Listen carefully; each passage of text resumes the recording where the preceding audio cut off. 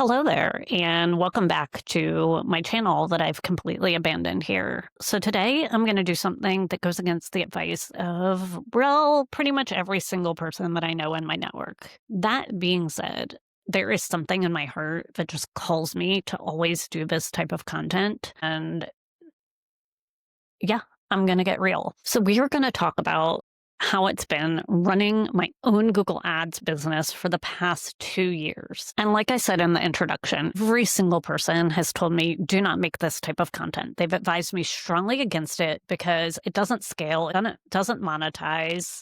And for me, what has always held me back from making content about running your own Google Ads business, becoming a freelancer, leaving your job to do this, is that I never, ever, ever want to sell someone on leaving a secure job for something that, frankly, is going to be a ton of work. It's not guaranteed at all. You're definitely not going to become a millionaire. Like, I can speak to the volumes and volumes of challenges that I've had along the way. But then I also look down and think to myself, like, I would never, ever, ever in a million years leave the life that I built, the business that I built. And I absolutely love running it. And even on the hardest days of my business, which I've had many, I would still do this all over again. I could not be any happier with my decision. So here's where I'm at. I don't care. I'm spilling the tea for every single person. So if you're nosy, if you're running your own Google Ads agency, or you're a freelancer, or you just want to leave and do this, this is the video for you. And the way that I've structured this video today is just the easiest way that I could think of, and that's in list form. And I sat down with about 2 to 5 minutes of planning and wrote down the top lessons that I've learned, because I figured, hey, why not jump into something very quickly that people advise me not to do versus think about it? Because if I think about it too hard, it's just not going to happen. So my very first piece of advice is to do it your own way. And what do I mean by that? I mean, when I first started, I just didn't know what to do, right? So I remember I spent a ton of time building my website, and I would tweak it over and over. And I had all this language about I, and then I was advised by like a very, very close, successful freelance friend, industry friend, to change all my language to we, because I could always pull in another freelancer, or I can give the illusion that I have a team, or I may eventually want to build a team. And we seemed more professional for the bigger clients. And you know what? After kind of going down the path and thinking about growth and working on my own, I decided that never in 100 million years do I ever want to build a team. Now, have I pulled in freelancers on projects? Absolutely. But that's not we, that's an I, and that's on a case-by-case basis. So I went back through my website and changed everything back to I language. Did my revenue dip? No. Did it make a difference? No. But what I did is I leaned more into what I know in my core and how I want to operate my business. So I think that that's really, really important, is that anytime I've had a business struggle, that has not been found, and the answer to get past that has not been found on the outside of me. It's been found on the inside of me. And we're not used to doing that as employees, as some people who've traditionally worked for other people, is asking ourselves, what do we want? What do I want? How can I be more me? How can I come to the table with more of Sarah? That is so, so, so important if you're building your own business. And so that, to me, has been my number one lesson. And I've used it consistently in every single part of my business. So I talked about my website, but I talk about who I actually choose to work with. If I don't feel aligned with that client, then I am not going to work with that client. If I don't feel like I am going to get something out of a particular project, that is not a project that I want to take. I try to stay aligned with who I am, the life that I want as a whole person, versus ever looking to the outside of what maybe I should be doing, or what business model I should be taking, or what other people's advice is. It's all well-meaning. But at the end of the day, the answer lies within me. The second major lesson, and this shouldn't be new to anyone who knows me or has been in PPC for a while, but the industry is absolutely your best friend. There are many hard days, and there's many times I open a campaign for an agency or for a client, and I'm like, oh my gosh, I haven't seen this. Because the thing is, when you're working for yourself, you don't see the breadth of clients that you may necessarily see it. And so I'll open, for example, a YouTube campaign and think like, why is it tracking like this? Why is the setting like this? Call an industry friend, talk to them, ask them. They are more than willing to get on the phone with you and help you. They will become your best friends. In fact, I had a really weird circumstance right at the beginning when I was working with a client and their ads kept getting rejected. And I posted something on LinkedIn about it. And I said, oh my gosh, I have this client. This is what's happening. And another agency owner said, oh, I know exactly what that is. And they were right. They were correct. So you have to maintain your contacts within the entire paid search industry if you want to get through some of those hard times. Also, again, talking about business, because we are people traditionally that put content out there. We do a lot of outbound marketing to get the inbound leads. I am not someone who uses cold email or cold calling or anything, although I totally know people who do. And many times you'll think like, man, it's been really quiet the past couple months. Am I doing something wrong? Is my content just not being shown? What's going on? Or maybe you're just mentally not there. And having those conversations with your industry friends can really, really help. Because I oftentimes find that if I'm down, my friend is down. Or if I'm down, and I'm talking like down in terms of like my reach with my content, then they're down. Or if it's a quiet time of year for me, it's a quiet time for them. Now, for me at this point, since it's been a couple of years, what's so interesting is my CRM system tells me when I'm down. It'll say, this is typically a quiet time of year. This is how this works. And I'm starting to get my own data. And so now I can then be that industry person for someone else and say, oh, yeah, these couple months are quiet. So I could tell you within my business, just full disclosure here, because that's what I do, is that typically that like fourth quarter is always quiet for me. And in January, it always picks up an absolute ton for some reason. And then for me, during the summer, I purposely go into a quiet mode. So it's not that the business isn't there. It's that I adjust what I am willing to take on for the summer because I like to take the summers to be there with my kids. And so what I tend to do in the summer is my content gets a little fluffier, a little lighter. It's a lot more of, hey, these are the books that I'm reading here. So I'm going to take care of myself. And that type of content on LinkedIn and just in general doesn't tend to convert as many clients, but it keeps me like top of mind and it's nurturing, but it's not necessarily conversion focused. But I still make a lot of that in the summer because my summer, that's what I'm doing. I'm enjoying my life. That is the beauty of this. That is the beauty of owning and doing your own thing. And that is ultimately why I got into it. I think the third lesson is to really know your business model and own the business model that you've chosen. So I think if you get in your head about which business model, it's easy to keep changing things. And so I mentioned at the beginning, knowing yourself. So are you an agency? Are you a freelancer? Are you a consultant? Are you a coach? Are you creating a course? These are all different business models. And oftentimes you'll hear just the propaganda online or from big creators is, have 6 revenue streams. I don't know how people do that. Or if they are doing that, they've been doing this for much longer than I have. I know one of my close friends, Jill, she has multiple revenue streams at this point. But she's been doing this for 5 years, and she built her brand from the beginning with the course and then started in on the coaching and had a very short period of time where she was managing accounts versus me. I primarily managed accounts and then later transferred into the coaching. And so again, keeping in mind that those are different business models and different ways of billing and different acquisition, and you need different things for each business model. So for example, if you're building a course, you need to be putting out probably 10 times the content of someone who's managing accounts. Or if you're doing coaching, again, I'm going to call that a 10x content business because coaching, you're taking one-on-one calls. It's a one-to-one relationship. While the hourly fee for those calls is generally more expensive, you're only going to be able to scale that by getting more people into your fold, into your content. It is a constant seeking of clients versus management where you land a client, you work on a retainer for a couple months, and then ultimately you're doing content enough so that you catch another client, if that makes sense. So different business models, different volume of content, but regardless, you need to understand the differences between those to set yourself up for the best success and then not try to do multiple things because then people are just going to get completely confused. Does she have a course? Does she manage? Does she coach?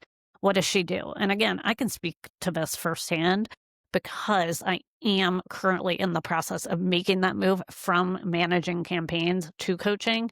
And frankly, I still take management clients. The past 2 months, I've had a management client. I just don't talk about that in my content because I am moving into coaching, but you got to pay the bills. So big, big, big lesson there for me is know your business model and align to your business model. And when you do consider having, those multiple streams, do that with a knowing attitude about what that entails. Speaking of content, content, content, I cannot say this enough. I've said this in other videos that I am a content person.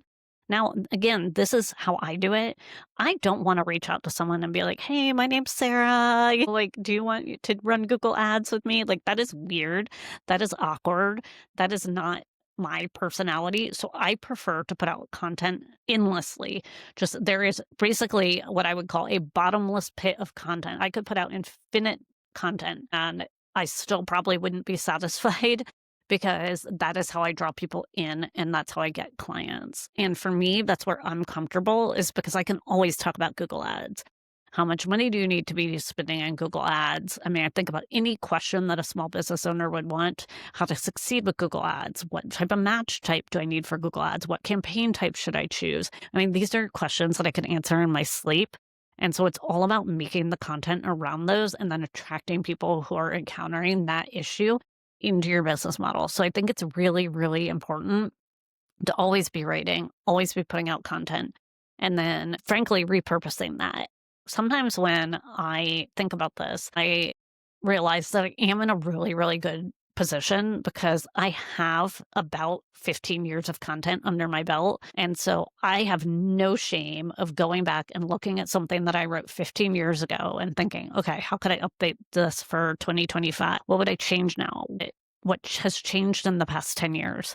And some stuff has stayed completely the same. Some stuff has changed significantly. Sometimes what's interesting is talking about how things have changed, because a lot of times when you're bringing in small business clients, you have to think in today's day and age, they're getting their advice on ChatGPT, and ChatGPT has 15, 20 years of paid search advice to archive. And so it's telling people to do the wrong things. And so me looking back at my old content and then addressing it, saying, in the past, we built out millions and millions of keywords. And today we're building out, 50 keywords in an entire account. For me to be able to say, this is how we used to do it and address the information that I know they're getting from ChatGPT and then putting that into my content, it helps. So again, repurpose, create content, look at your old content, and there's never enough content to keep your business afloat. You can always, always put out more, say it differently, and continue that conversation. That is going to be the fuel and the gasoline behind every single opportunity that you get for your business. So I guess if I were to put it into a percentage, I would say that I spend about 50% of my time creating and publishing content. But when stuff is slow, maybe I'll spend 80 or 100% of my time on content. And frankly, I enjoy it. And so I think that makes it much, much easier for me. Like right now, I should be writing an article. I'm putting it off a little bit. It's an unpaid article, but it's something that I enjoy doing and I lean into that. And luckily it's helped me along the way. So along with content, you're not going to be really good at content if you're not reading and contributing to the conversation with others. And I think this goes along with like your industry friends. This goes along with creating your own content, but read what other people are saying, read what other people are not saying, read what their motivation is. I've gotten to this point where I have this almost reptilian instinct of when the industry writ large is in a slowdown, because there's certain people within the paid search industry that only start creating content when they don't have business. And I know their cycle at this point, and it's almost like okay, they need business right now because their content is really good. That being said, the real purpose here of this sort of lesson is to tell you that you need to be consuming too and contributing to this conversation. There's so much gold in the comments. And it's interesting because LinkedIn right now, that is my primary source for leads.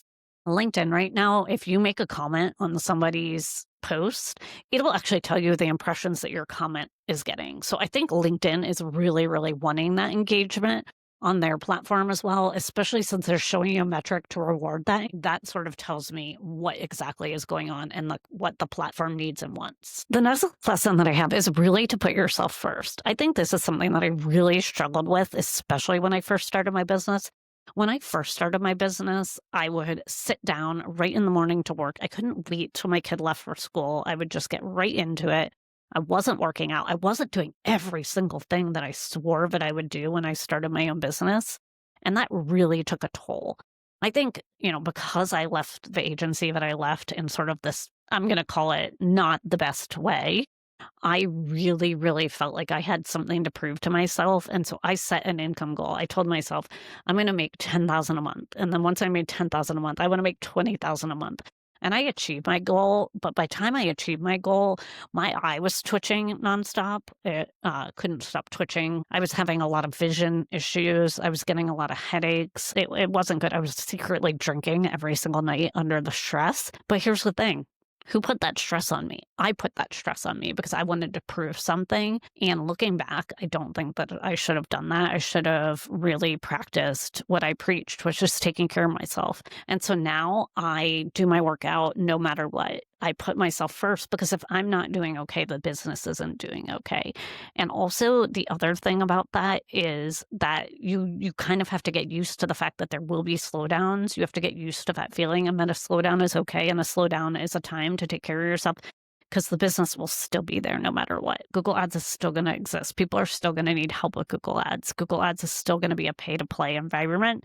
And as long as it costs money and people can do it wrong, there will still be business in Google Ads. And so just knowing that and having that like foundation and growth underneath you allows you to take the time to take care of yourself and know that like doing a workout, you're not going to miss a client.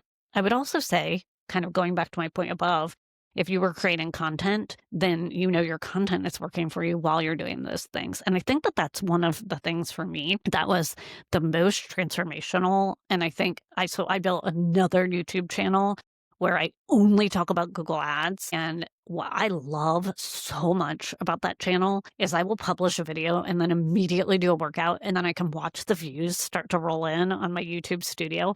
So sometimes what I'll do is I'll be in the middle of a workout and I'll just pop into the YouTube Studio app and then I'll see the real-time data and think, my content is working for me. Like, it is so nice. Or the first thing in the morning when I wake up, I'll open my YouTube Studio and you'll see the real time and you'll literally see that within the past 60 minutes while you've been sleeping, somebody's been watching your video. And it's just such a beautiful, beautiful place to be.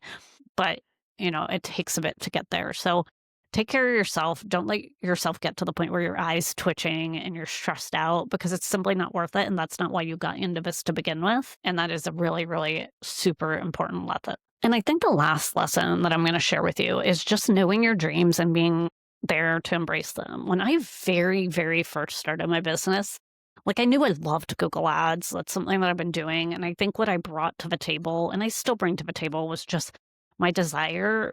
But I also look at this and I'm like, part of why I was so good at Google Ads is I never, ever, ever took my eyes out of the platform. I sat there all day and got obsessed with my clients. And frankly, that's not really sustainable long term. And so really, I had to look at myself and think like, what is my dream beyond just running Google Ads all day, right? Like, what is my dream? And for me, my dream has really actually always been one, to have the business, to get the business, and then to help others who want to build a business, because I truly, truly believe that I am way more than running Google Ads. And I think that that's the one thing that has drawn me to making this video today. And that it has drawn me to being able to talk more and more about the business side of running your own Google Ads business. Is that deep in my core, I think there's something more than me running Google Ads. And that is that I had the courage to put myself out there, build the business, and continue building the business. And it's what I love about giving back.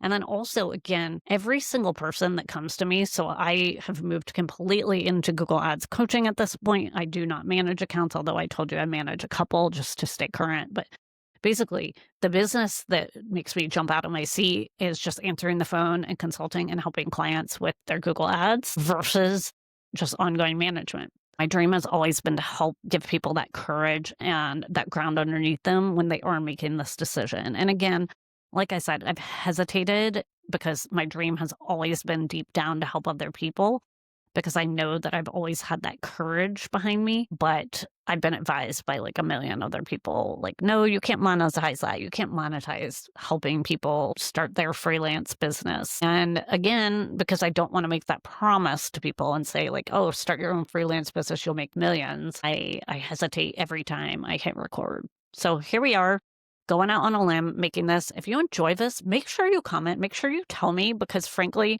if this video lives in the, like, I don't know, hole of the internet with nothing to show for it, I'm not sure I'm gonna come back to it because it's hard to put yourself out there. As somebody who puts herself out there day after day after day, putting myself out there in this way, in a way that I've been advised against, is a little extra layer of that. So, anyway, I hope I see you in the comments. I hope that this helps somebody who is wanting to get into the brain of somebody who's done this for a couple years very, very successfully. And I look forward to hopefully making more videos about this. We'll see. We'll see. So subscribe, don't subscribe, stalk me, find me on LinkedIn, watch my other YouTube channel if you're interested in learning more about just running Google Ads, something a little bit more transactional. And yeah, I'll see you when I see you.